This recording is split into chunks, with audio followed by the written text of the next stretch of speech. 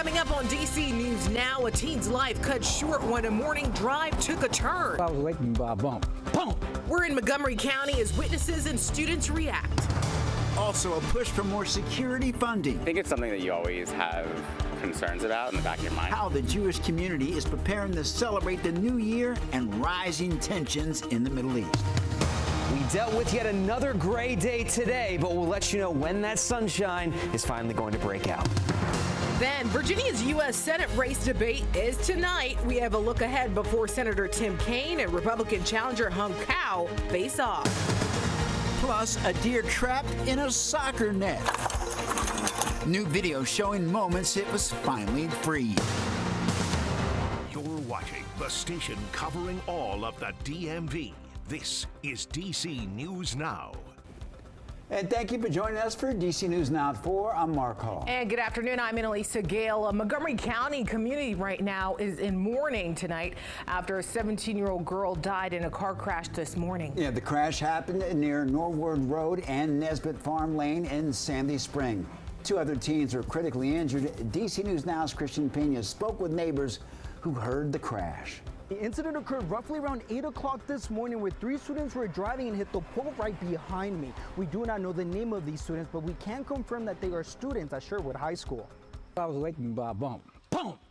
And I jumped up and saw the car over there. Authorities are investigating a fatal crash involving 3 17-year-olds in the Sandy Spring area. Police say the single vehicle collision happened on the 17500 block of Northwood Road. We had the collision reconstruction unit on scene, and they are investigating the cause of the collision. Officials say 1 teen died at the scene and 2 others are in critical condition at a nearby hospital. It remains unclear who was behind the wheel or who died. There have been numerous accidents coming around this curve.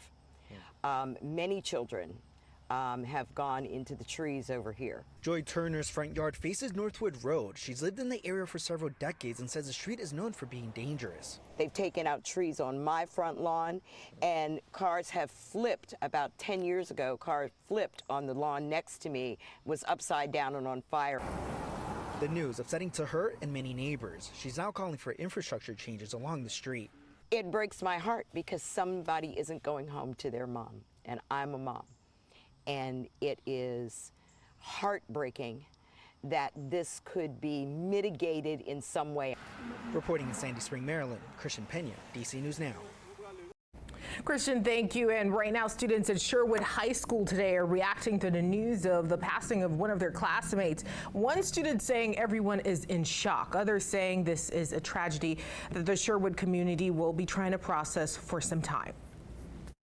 She just seemed so pure, and like she always had like groups of people around her. She seemed just genuine and nice, and it sucks to hear about it. Another bad thing that happened, and I'm praying for the other 2 victims and their families and everybody.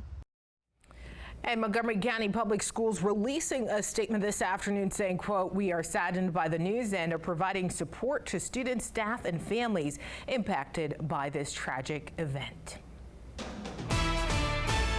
All right, we're taking a live look outside at the Kennedy Center. And again, we were seeing some cool temperatures and some showers earlier today, but the sunshine hopefully returns tomorrow. Yes, we're all very excited for that. Meteorologist David Matson looking forward to some changes. Oh, yes, I'm right there with everyone else. No doubt about it. This gray setup has been lingering around long enough. We're ready for Mother Nature to bring about some of that change. And that view out there is a little bit brighter than what we had right around lunchtime. The clouds have been persistent all day long, but we're starting to see a few breaks of sun down toward the Fredericksburg area, back to the west near Cumberland, Kaiser, through the eastern panhandle. That's where we're seeing a little bit of that sunshine. And for everybody else still dealing with clouds, well, it's not quite as gray as it was. Now, there are a few showers still trying to push through as a cold front works to clear out a good bit of this cloud cover this evening. Those showers, though, are very limited and confined to the I-81 corridor, the Shenandoah Valley, right through parts of northern Virginia from Winchester to Front Royal and now passing just north of Luray. That's where you'll find that steadiest rainfall with a little bit of drizzle here and there across the rest of the viewing area. But hey, we are taking small steps in the right direction. As we go about the rest of the evening, there will be those few breaks of sun for some, but the rest of us will stay cloudy. Now on Thursday, who is most likely to see that sunshine, or will it be across the entire area? We'll have a full look at your forecast coming up here in just a bit. Following developing news out of Northwest D.C., a man is in the hospital after being shot near Noma. The shooting happened on North Capitol Street near New York Avenue just before 1:30 this afternoon. Police are now searching for the suspect who took off on New York Avenue. We're told that he's wearing dark clothing and was wearing a white face mask. And take a look at this. A driver escaping with minor injuries after a tree crushed their car there. It happened in Gaithersburg on West Diamond Avenue near I-270. The driver was evaluated and is doing okay, but it's not clear right now what caused that tree to topple over. Meantime, in Prince George's County, police say 14 students are responsible for making dozens of threats since the start of the school year.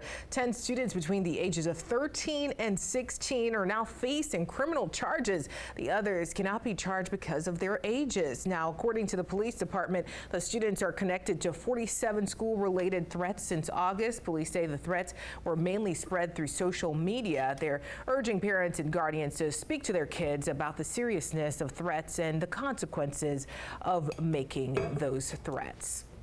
Well, right now, closing arguments are underway as a Fairfax County jury gets ready to head into deliberation, wrapping up the trial for a former police officer accused in a deadly shooting. Yeah, former Sergeant Wesley Shiflett is on trial for manslaughter in the death of a suspected Tyson's Corner shoplifter a year and a half ago. Now, heading into those arguments, prosecutors and defense teams went back and forth with the judge for almost 2 hours today when it came to the jury instructions. Now, the two sides argued over interpretations of a new Virginia law that is yet to play out in court and how jurors should be told to come to a verdict in the case.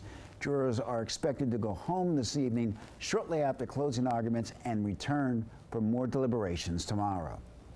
Well, now to the latest on escalating tensions in the Middle East. President Biden is cautioning Israel not to strike Iran's nuclear sites after Iran launched nearly 200 missiles into Israel Tuesday. Now, Israel's Prime Minister Benjamin Netanyahu is currently pledging revenge against Iran.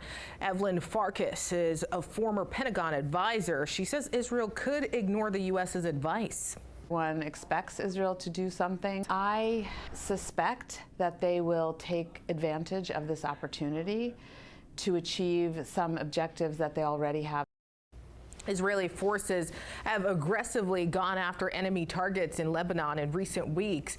Farkas says if they strike an Iran nuclear facility, what happens next is anyone's guess.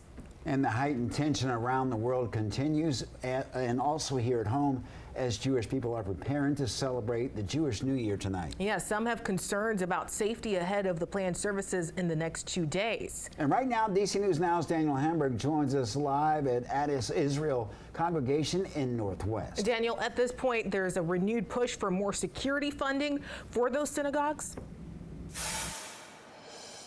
Annalisa and Mark, that's because the hiring of off-duty security and off-duty police officers can be very expensive. And since that attack on October 7th on Israel, there has been heightened visibility at synagogues across our area. Now, with the Jewish New Year, or Rosh Hashanah, starting this evening, there will be even more security and more visibility from those officers and security guards. Now, regardless of what is happening in the Middle East, synagogues typically do have extra security for high holiday services. Off-duty police can cost about $100 per hour per officer. Ron Halber, CEO of the Jewish Community Relations Council of Greater Washington, says even with Iran's latest attack on Israel, security in the area remains largely the same. He says the federal government makes millions of dollars available for physical security needs, but that's not enough for ongoing threats. The more money that we can get into the nonprofit community to provide off-duty police, the better. I think it's something that you always have concerns about in the back of your mind, especially what's happening now around the world. But I'm very, confident about the security that we have here in DC. And getting ready for services tonight, there have been security guards walking up and down the street here outside of Addis, Israel. We even saw a canine dog sniffing around the building, though DC police tell us there is no threat to the community. They want people to be vigilant, and if you see something, say something. We're live in Northwest. Daniel Hamburg, DC News Now. All right, Daniel, thank you. In Montgomery County, new funding is on the way to help combat hate crimes. More than $1 million in security grants is going towards protecting nonprofits and faith-based organizations from hate crimes. Each organization is eligible for up to $15,000. The deadline to apply, October 18th. And now to the latest on Helene's aftermath. Areas in Virginia impacted by the hurricane will receive expedited federal funding to help with recovery efforts. President Biden granting Governor Glenn Youngkin's request for a federal major disaster declaration. This declaration will provide additional support to people and local governments dealing with the storm's aftermath. Devastation from Helene continues to grip the U.S. The death toll now 177 people. Many in the Carolinas are still without running water, cell phone service, and electricity. New drone video shows just a slice of the damage in North Carolina. One of hundreds of roads crumbled by flooding. President Biden and Vice President Kamala Harris are visiting impacted areas today. Meanwhile, government cargo planes have been bringing food and water to the hardest hit areas. In Florida, Governor Ron DeSantis painted a positive picture of the state's recovery. People are out working, and not just like crews that are working for government or contractors. You got people out there fixing up their homes, getting the garbage out, getting the debris. The business folks are out. And, this was a lot of damage here, but I'll tell you, people are making progress. The Pentagon saying today the Secretary of Defense has mobilized 1,000 active duty soldiers to help with supplies. And right now, local help is still on the way following Helene. The Virginia State Police Search and Recovery Team responding to the southwest region of Virginia for a water rescue there. In their 3-day mission, the team safely saved 16 people, 2 dogs, and 7 cats. And in North Carolina, the Maryland Task Force 1 teaming up with Swift Water Rescue Team from Winston-Salem. Both teams spent the day searching and helping local residents as needed throughout Haywood County.